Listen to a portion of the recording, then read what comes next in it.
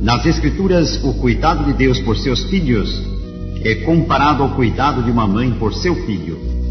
Na verdade, o Santo Livro diz que é mais fácil uma mãe se esquecer do filho do que Deus se esquecer dos que o amam e servem. Não se turbe o vosso coração, é o título da palestra de hoje, por Roberto Rabelo.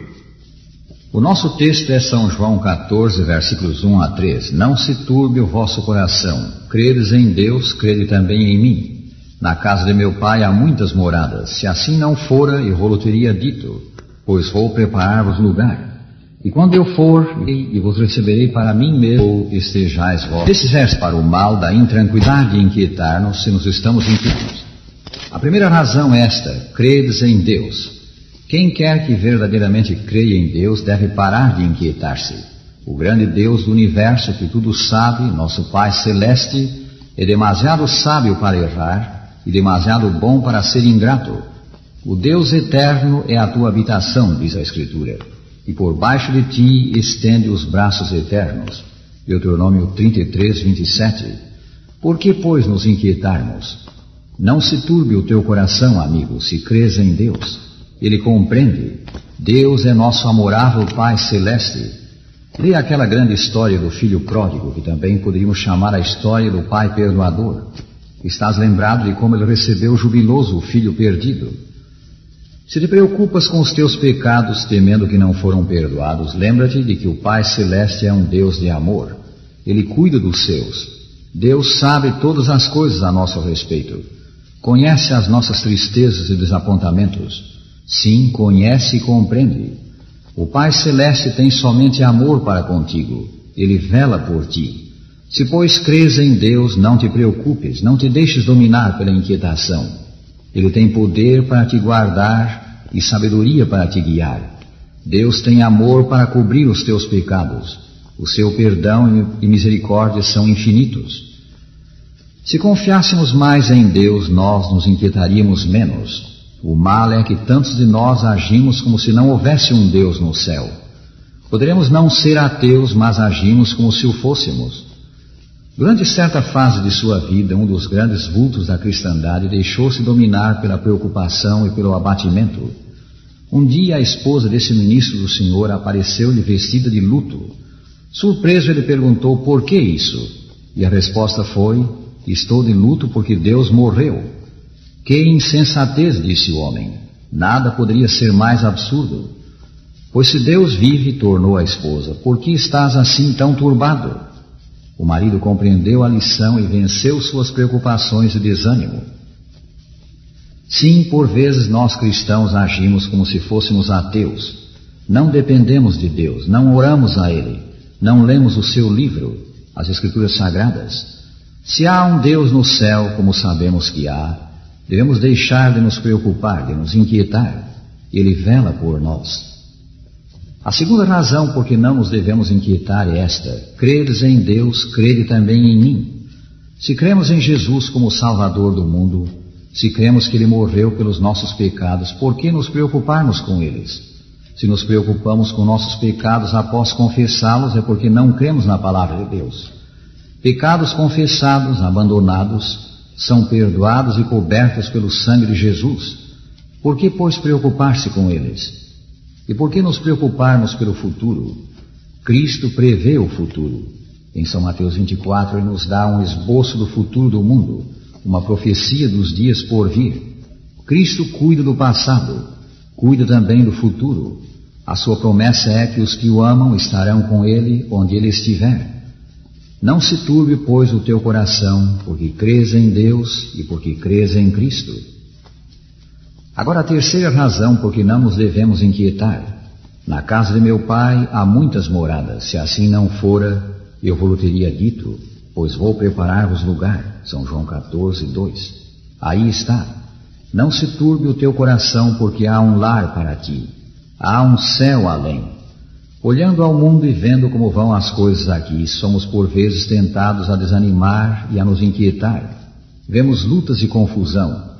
Vemos desapontamentos, dificuldades, mágoas e lágrimas em toda a parte. Vemos injustiças e desigualdades. Nem sempre o justo é tratado como deve. Mas aqui temos uma grande verdade que traz confiança e paz ao coração. A presente vida não é o fim da história. Além há coisas melhores. Não se turbe o vosso coração. Há um lugar chamado céu. Há no futuro uma vida, uma pátria, uma reunião de entes queridos, de filhos de Deus, que não será jamais desfeita pela separação. Não te inquietes pelo futuro, confia a Deus os teus caminhos, tua vida, e o futuro endireitará o passado. Nos gloriosos dias do futuro veremos as coisas como Deus as vê. Nos dias por vir veremos como Deus nos conduziu através de escuros caminhos. Talvez, amigo, tenhas o coração ferido pela perda recente de um ente querido. A ti, de modo especial, vem a palavra de Cristo, não se turbe o vosso coração. Naquela pátria do amanhã que Deus vai criar, serão reunidos os que a morte levou. Os nossos queridos que dormem em Cristo ser-nos-ão restituídos. O céu que Deus nos promete está além dos suspiros e choro, além das lágrimas, além da dor. Ele lhes enxugará dos olhos toda a lágrima, e a morte já não existirá, já não haverá luto, nem pranto, nem dor, porque as primeiras coisas passaram. Apocalipse 21, versículo 4. Quando Marco Polo de Veneza, Itália, regressou de suas extensas viagens pelo Oriente, relatou o que viu nos países por onde passou. Esse famoso viajante do século XIII foi o primeiro a traçar uma rota ao longo da costa da Ásia, o primeiro a descrever a corte de Pequim, as riquezas e vastidão da China, o primeiro a descrever a Birmânia, o Laos, o Japão e o Tibete.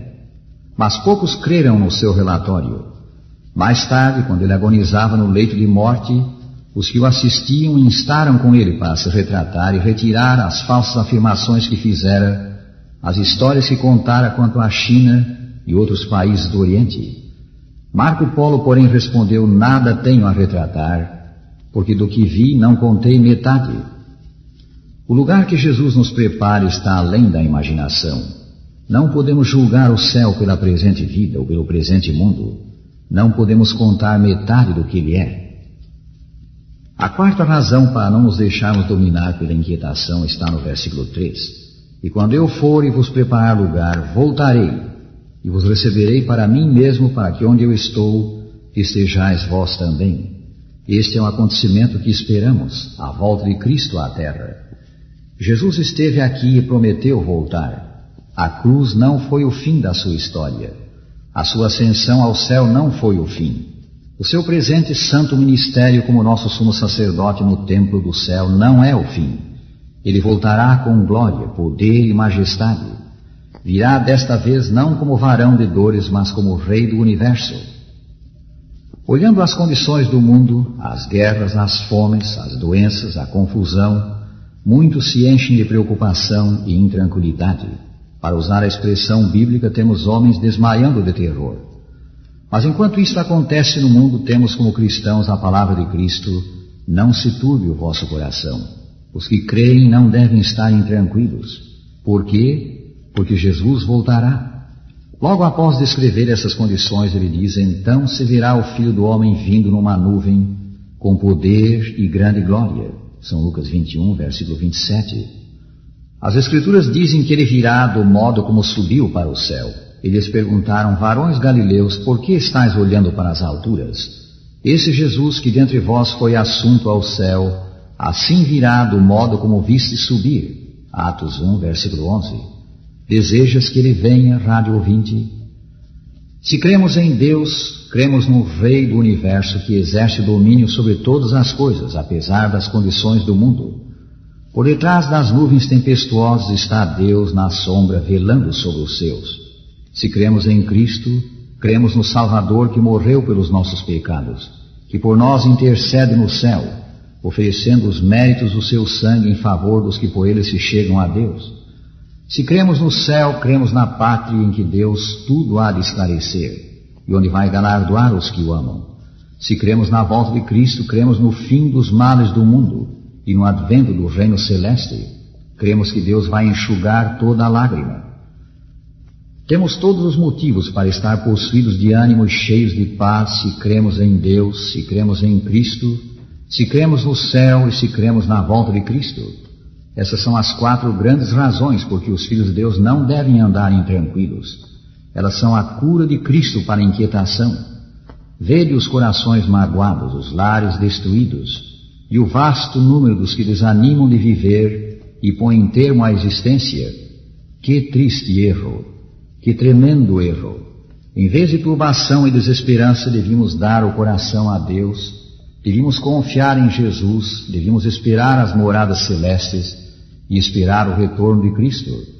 Devíamos fazer isto e exultar no Senhor, porque a nossa redenção está próxima. Sim, fazer estas coisas e, acima de tudo, ter fé em Deus. E agora dizemos: o Senhor te abençoe e te guarde. O Senhor faça resplandecer o seu rosto sobre ti e tenha misericórdia de ti. O Senhor sobre ti levante o seu rosto e te dê a paz.